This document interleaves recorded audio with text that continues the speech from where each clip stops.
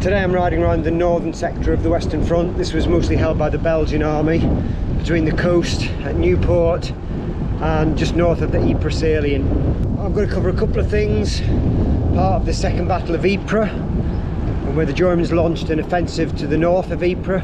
Also look at some of the features where the Belgians were battling the Germans across the River Ypres. I've just stopped off in this beautiful little city of Vern. This is one of the few places in Belgium that hadn't been occupied by the Germans. The town acted as a centre for Belgian resistance. There was a military hospital here, refugees came here. The town hall behind me was where the king and the military based their headquarters. It was from here that they planned the inundation of this part of the front, which prevented the Germans launching any major attacks here throughout the war.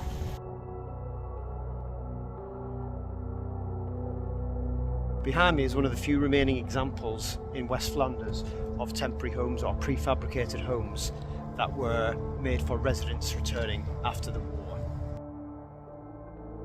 This is an interesting little statue, not the statue itself, but the little grotto in which the Virgin Mary is standing.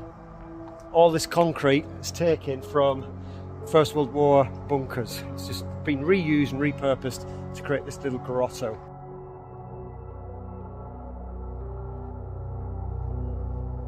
So this is a demarcation stone, and these were used to mark the furthest limit of the German advance in the First World War. This particular one is topped with a Belgian helmet because the Belgians held this part of the line. Other examples, you'll see either a French helmet or a British helmet. The particular stone was erected in 1923 in this little village of Luzerne, and it marks the furthest point in this area of the front that the Germans advanced during the Second Battle of Ypres. The village was later recaptured just a little while later by French troops. Here we have a good example of a machine gun emplacement. This was on a reserve or a support line. The front line was just down that way. So we can see the two holes for the machine guns with a good field of fire across the battlefield. This cross behind me is a memorial to the victims of the first poison gas attack used on the 22nd of April 1915 by the Germans at the start of the Second Battle of Ypres. There's actually another memorial, a much more famous memorial, just down that way at the other end of the attack, called Vancouver Corner, Canadian Memorial, which I have to say is a lot more impressive. This isn't the original cross. It was destroyed by the Germans in 1941 during the Belgian occupation of World War II. I'm here at a German cemetery in Vladzo. It's one of 4 concentration cemeteries in Belgium for German soldiers, the most famous of which is at Langemark, just near Ypres. This one is very similar, much less visited. It contains the bodies of 25,600 and something dead Germans, all in really a mass grave. Each marker has the names of a number of different German soldiers on. And at the back of the cemetery, which I'm just heading that way now, is quite a famous statue. These statues here are called the grieving parents, and there's a father and a mother, and they watch over the dead German soldiers in front of them. They were designed by a German sculptor called Kathy Kollwitz, who lost her son in the war, her son Peter, and he's actually buried just here in front of the statues.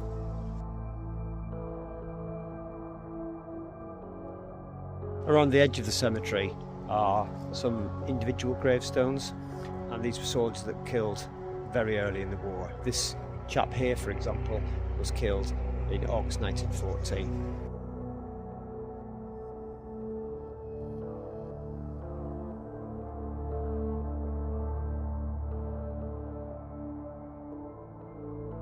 I'm making a visit to the Ypres Tower Museum.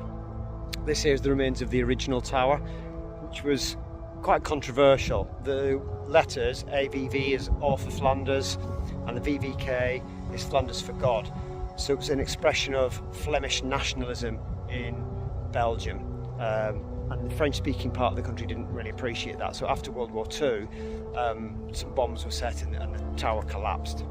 But now they've rebuilt another one, which is here behind me, and it's a museum, and that's where I'm off to now.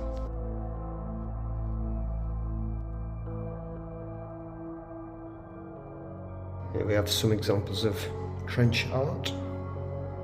This diorama here is showing a clay kicker, and what he's doing is he's cutting the clay soil from the front of the tunnel, and he'll work his way up and then forward. And the British used these miners at the Battle of Messines to dig under the German lines and plant the explosives and the mines that they were going to use then to start the Battle of Messines in June 1917. Down in this replica dugout,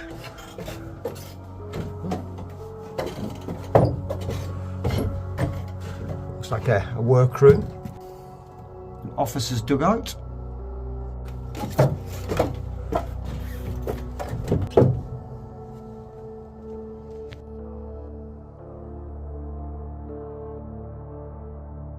This is the Doden Gang, the trenches of death.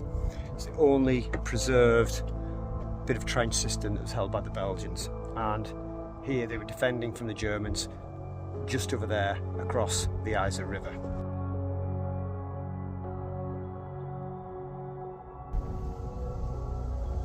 So I'm walking down this frontline trench now, and it's a good example of traverses, these little bays that I'm walking around, you can see. And what this meant was that if the enemy got captured the trench or got into the trench, they couldn't fire all along it, or if a shell landed in the trench, the blast wouldn't go right along the trench. It also allowed soldiers to defend the trench better, because they could hide around each little corner, and the enemy attacking wouldn't be able to see straight along the trench.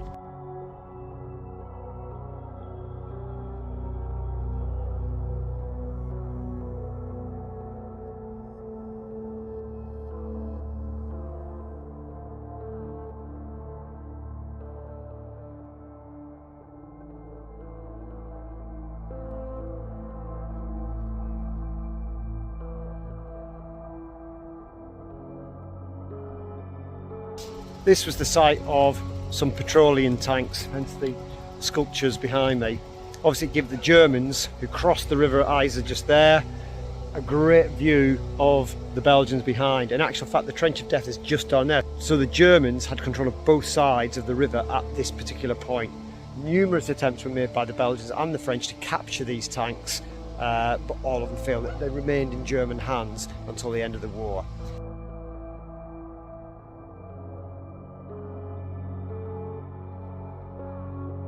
I'm in Newport, near the Belgian coast, and this is really the northern end of the Western Front.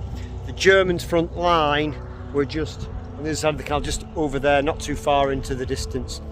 And much of the land south of here, all the way really to just north of the Ypres salient, was later flooded by the war. So there wasn't really that much action took part of this part of the Western Front. This is the British memorial to the missing at Newport, near the Belgian coast.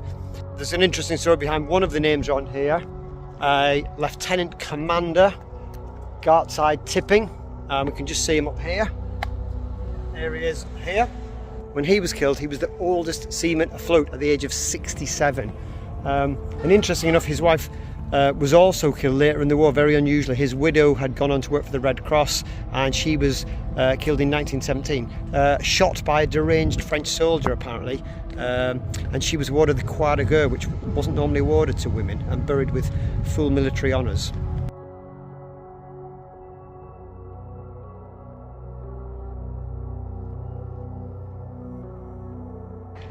I'm on top of the Albert Memorial, and behind me is a wonderful view of what is known as the Goosefoot, and it's where 5 waterways or canals come into the area, into the river Ypres. In 1914, Albert ordered the sluices opened, the hinterland behind was flooded, and it prevented the Germans from advancing any further. And so for the rest of the war, the Belgians and the Germans faced each other in their trenches across this sort of flooded no man's land.